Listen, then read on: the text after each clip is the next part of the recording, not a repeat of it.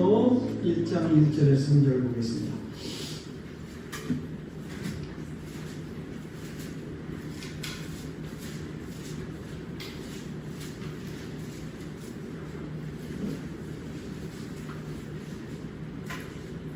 (1절입니다) 예수 그리스도의 계시라. 이는 하나님이 그에게 주사 반드시 속히 일어날 일들을 그 종들에게 보이시려고 그의 천사를 그 종 요한에게 보내어 알게 하신 것이라. 요한은 하나님의 말씀과 예수 그리스도의 증거로 자기가 온 것을 다 증언하였느니라. 저희 예언의 말씀을 읽는 자와 듣는 자와 그 가운데 기록한 것을 지키는 자는 복이니 때가 가까우니라. 아멘. The end of all things is at hand. The end is come. No man knows the day or the hour, as the scripture says, but we do know the season we're living in. It is obvious that Christ is coming soon for his church. Something is, radically different. Climate change. Scientists are growing increasingly concerned.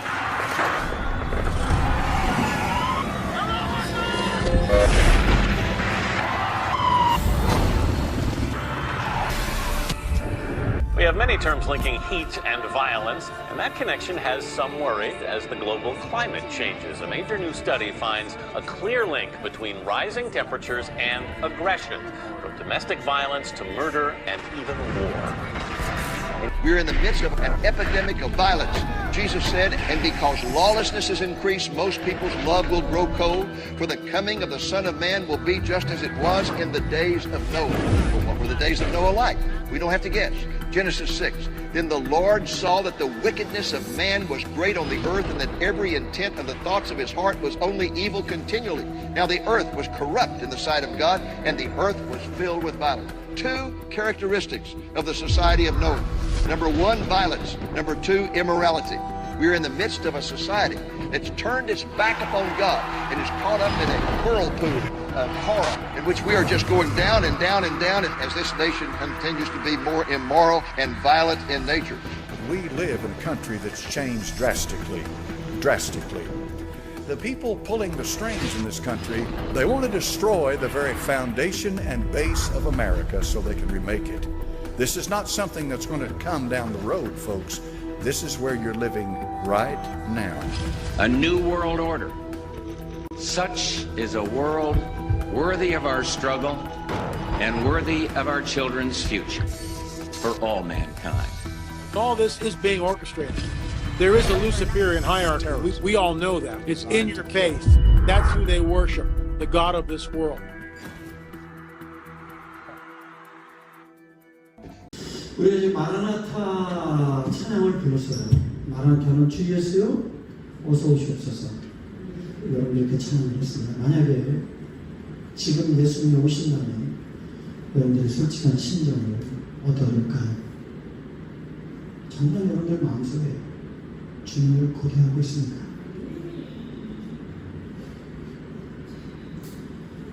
그런 예수 그리스도의 그 재림의 소망과 기대와 갈망과 고대 없이 우리는 늘 그냥 일상적인 습관을 쫓아 마라나타를 부를 수 있습니다.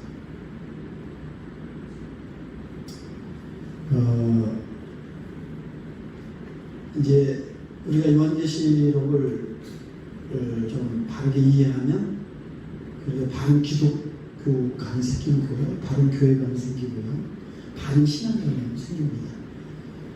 요한계시록을 어떻게 바라보느냐 관점에 따라서 해석이 천차만별이 되기 때문에 늘 조심하게 우리가 이 말씀을 이해하고 해석하고 받아들여야 되는데요. 그래서 서론이 되게 중요해요, 여러분들이. 그래서 우리가 전체 계시록을 잘 이해할 수 있도록 여러분들이 서론, 서두의 강의를 잘 들으셔야 돼요. 요한계시록의 사람들의 기대는 과연 장차 오실 예수님의 모습은 어떤 모습으로 어떻게 오실까? 구름 타고 오신다는 의미가 뭘까? 또 이단들이 그거 갖고 말장난하는 이단들도 있고, 중요한 거는 그 예수님 언제 오시나요? 그리고 과연 하늘나라의 모습은 어떤 모습일까? 가장 궁금해하는 것입니다. 우리가 죽은 후 영화 구원이라고 하는데, 우리 부활한다고 했는데, 과연 우리의 모습은 어떤 모습일까? 그리고 믿는 그 어머니를 천국에서 배울 수 있을까?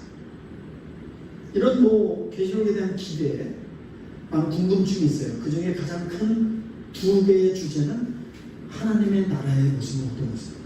그리고 종말에 대한 시기. 이거를 강조하고 있고요. 세 가지 초점은 반드시 세상 종말이 있다. 그럼 왜 종말이 있어야 됩니까? 새 하늘과 새 땅이 열려야 하기 때문에. 결국 궁극적으로 종말을 통해서 우리는 어디로? 하늘나라, 새 하늘, 새 땅에 들어가는 거예요. 죽음을 통해서, 죽음의 강을 통해서 천국으로 들어가듯이. 이 마지막 역사적 종말을 통한 이 땅의 종말이 이루어질 때 새하늘 새 땅이 열려져요. 누가 들어가? 이 나라에 예수님을 구주로 영접한 사람은 들어간다. 이 계시록을 이해하는데 종말에 대한 이해를 잘해야 된다는 거예요. 여러분, 기독교의 종말은 그리스도의 5대 비밀, 성서적 종말은 예수 그리스도와 관계된다는 거예요. 잘 보세요. 요한계시록, 우리 기독교의 종말은 요 초림 따라합니다. 초림은 예수님이 성령으로 잉태한 사건을 말해요. 여기서부터 예수님이 그러니까 잉태하고 십자가에 죽은 그 사건부터 이미 기독교에서 종말은 말세는 시작된 것입니다. 종말론은 거기서부터 시작됩니다. 그래서 예수님의 재림이 종말의 완성이에요. 그러니까 기독교의 종말은 초림부터 재림 전체를 종말이라고 말하는 거예요.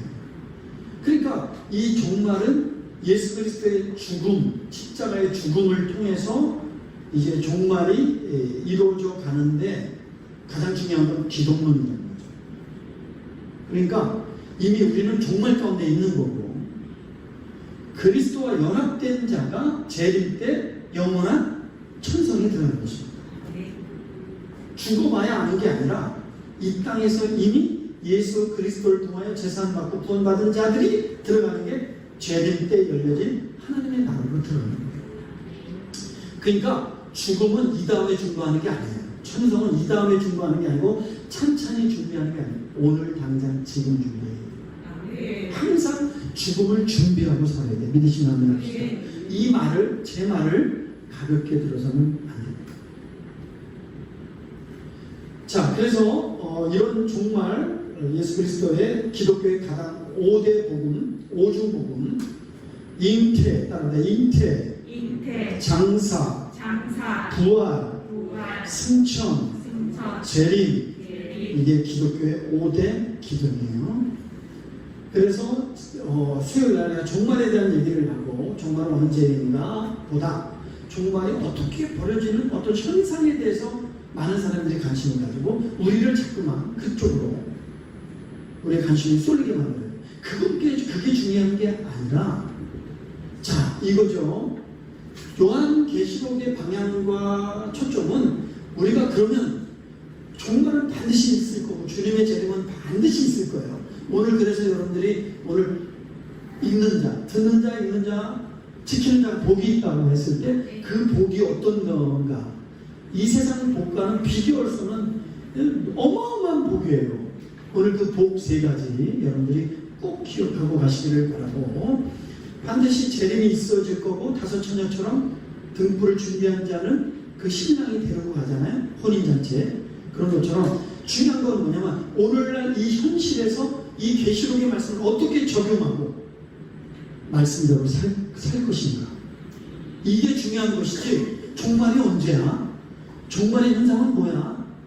이런 데에 빠져갖고 이런 데에 휩싸여갖고 그냥 불안해하고 두려워하고, 그리고 우리가 이 세상 종말, 이 종말 가운데 어디서 피신해야 구원받아? 이러니까 미혹당하는 거예요. 이상한 사상에 빠지게 되는 거고. 그러니까 말세는 미혹의 영이 있어요. 무슨 영? 미혹의 영. 우리 성도들을 미혹의 영, 미혹의 영에 빠지지 않는 거예요. 천류역경에 나오잖아요.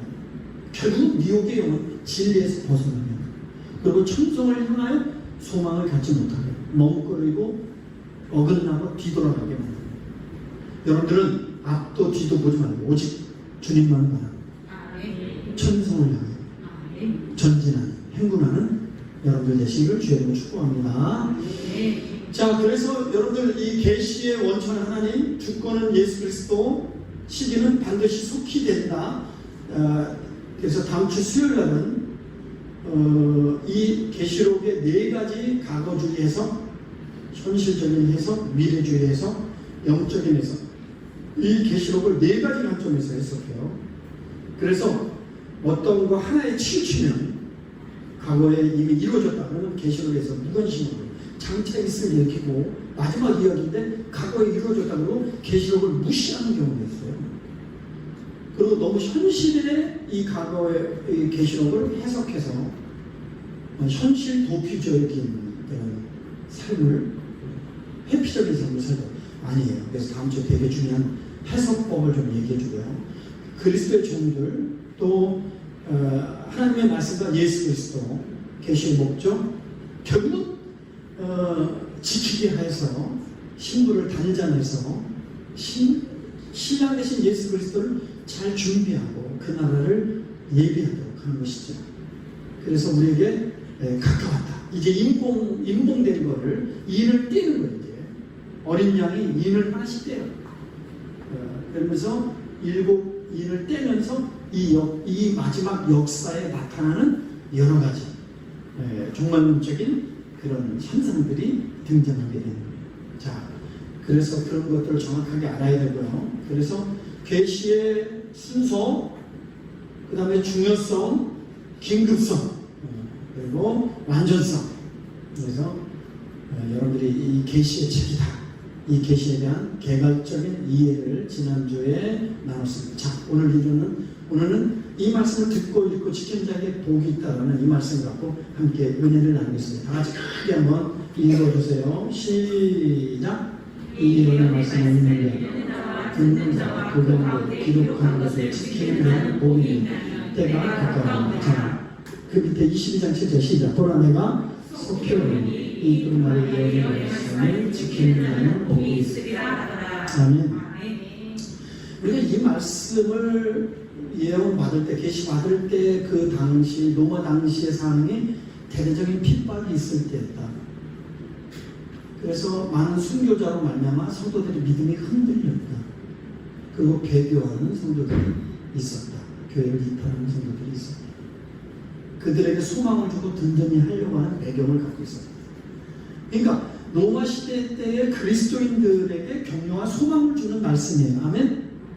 그리고 이제 앞으로 장차 이 교회, 앞으로 예수 믿고 믿는 우리 공동체들을 또 향한 하나님의 권면의 말씀, 경고의 말씀이기도 하죠. 그들에게는 이렇게 내가 속히 오리라. 그러니까 믿는 소망을 굳게 붙잡아라. 그들에게 용기와 희망을 주기 때문에 이렇게 예언의 말씀을 하는데, 여기에 3가지 이 예언의 말씀을 따라 읽는 자, 듣는 자, 행하는 자, 지키는 자예요. 따라다 지키는 자. 그 반대로 한번 우리가 이거를 한번 생각해 봅시다. 그러면 듣지 않아요, 읽지 않아요, 지키지 않아요. 그러면 이 복이 임해요, 아니에요? 아니에요.